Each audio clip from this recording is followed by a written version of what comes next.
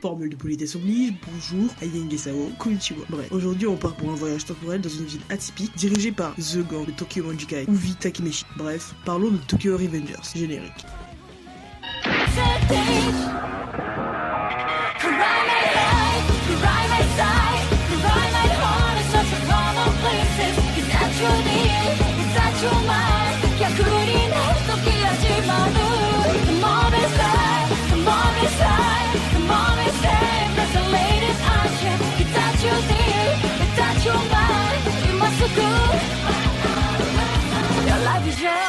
Aujourd'hui, on va parler furieux, car faut pas se leurrer, les furieux c'est stylé. Ce terme désignant les jeunes voyous du Japon, la petite délinquance comme on dit, fortement représentée dans les mangas comme une bande de collégiens qui se croient au-dessus des lois en quelque sorte, et qui n'hésitent pas à régler leurs problèmes à coups de giga coups de poing. Ils sont souvent représentés avec les cheveux décolorés ou coiffés en banane.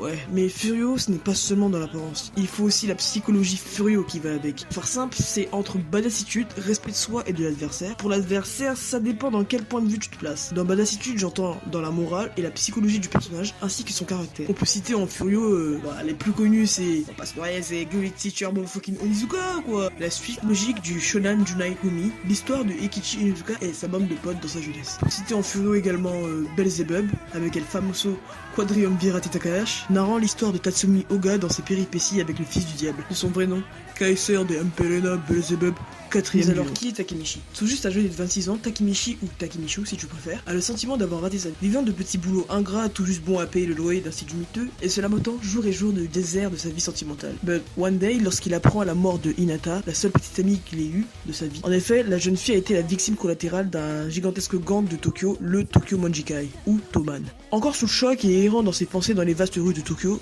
et alors qu'il attend le métro, il chute accidentellement sur les rails et manque alors de se faire broyer. Cet accident aura pour incidence de le ramener 12 ans en arrière, lorsqu'il était au collège et se donnait des airs de mauvais garçon.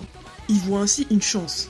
Ici c'était pour lui l'occasion de sauver Hinata. Mais en tentant de modifier le futur, Takemeshi se retrouva mêlé au complot se tramant autour de Tokyo Manjikai et de son charismatique leader, Mickey, ou de son véritable nom, Manjiro Sano. Embrigadé par les différents gangs du coin, il essaie de corriger sa vie, mais sans réel succès. De retour au présent, il rencontre le frère de Hinata, Naoto, qui remarque ainsi qu'il est lié au passé de Takemeshi et en restant en contact physique avec lui permet de voyager entre passé et présent. Naoto, un des héros de Tokyo Revengers. Conscient des nouvelles capacités de Takemeshi et déterminé depuis son enfance à faire arrêter ce groupe de gangs qui sévit dans Tokyo, naquit alors un plan. Il faut que Takemeshi retourne encore dans le passé jusqu'à ce qu'Hinata soit réellement tiré d'affaire. Le début de la vengeance est en marche. Il essaiera ainsi coûte que coûte, malgré de nombreuses erreurs, de protéger sa bien-aimée. Touchant le genre tranche de vie, drame, vengeance, voyage temporel, non tu n'es pas dans DBZ, dessiné et scénarisé par Wakui Ken. Il mène d'une main de maître un scénario complexe mêlant un voyage dans le temps et baston, s'y ajoutant des personnages tout plus charismatiques les uns que les autres. Reconnu pour ses dessins dynamiques et percutants, il sait mettre en scène une jeunesse perdue dans un Tokyo du passé. Ses plans sont clairs tout en pointant du doigt la noirceur humaine. Extrêmement expressif, ces personnages parlent avec le corps et leur visage. Bref, ici c'est plus par égoïsme que l'histoire se construit. Takemeshi n'arrive pas à saisir l'opportunité qu'il a de changer sa vie en se rappelant constamment sa faiblesse, son manque de courage. Il enchaîne erreur sur erreur et ne correspond pas au stéréotype classique du chevalier sauvant sa princesse. Pourtant malgré tout, il essaie de faire des efforts face à une cause qui semble perdue d'avance. Du coup mais qui est réellement Takemeshi?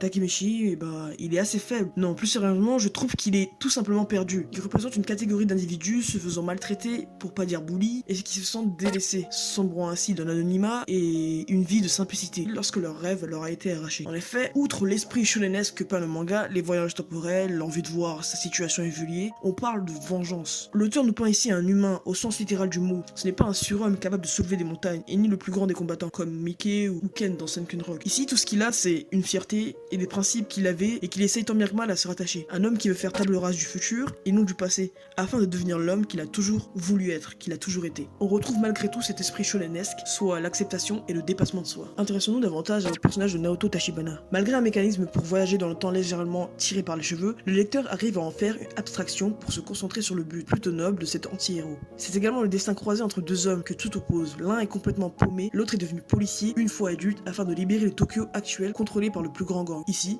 l'enfant qui était Naoto montre l'exemple à l'adulte qui est Takemeshi, qui avec beaucoup de persévérance a pu devenir policier en luttant et en s'affirmant afin de résoudre ses problèmes de criminalité qui ont causé le décès de sa sœur. Son objectif est clair, à la différence de Takemichi, qui vague encore car il ne sent pas les épaules pour réaliser ce projet. Lui, son objectif est clair, réduire à néant le Toman. Mais pour cela, il aura besoin de Takemichi. À l'inverse de Takemichi, lui n'a pas abandonné dès le premier problème qui lui est tombé sur la route et ne s'est pas retrouvé à fuir ses responsabilités jusqu'à se détourner de l'image de l'homme qu'il a toujours voulu devenir. Ici, l'auteur nous laisse un petit message. Si on veut quelque chose et qu'on le désire plus que tout, il ne faut pas hésiter à se battre pour réaliser ses rêves. Parlons d'un homme tout aussi charismatique que ne l'est Ken dans Sunken Rock. Oui, je suis un forceur. Mickey, chef du Tokyo Manjikai, toujours accompagné de son bras droit et ami d'enfance, Draken. Mickey, comme beaucoup d'hommes de ce manga, a un rêve, celui de fonder une bande de potes sans trop spoiler qui se tapent sur la gueule main dans la main. Toutefois, la réalité le rattrape quand la noirceur du monde refait surface, tant les complots orchestrés et les trahisons à répétition, ainsi que les combats incessants avec les gangs adverses tels que le clan Mobius ou le Valhalla. Toutefois, maître de ses émotions et fin stratège, parfois crédule, il sait gérer ses hommes d'une main de maître. C'est celui que l'on attend dans les situations critiques et que l'on préfère en tant qu'ami. Des personnages solides et travaillés en profondeur, permettant ainsi de mieux s'attacher à eux. Pour conclure, Takemichi, c'est un peu moi, ou toi. C'est l'homme normal, quoi. C'est l'homme sans paillettes. L'homme à qui la vie lui a mis un gigastop, mais un homme avec beaucoup de regrets.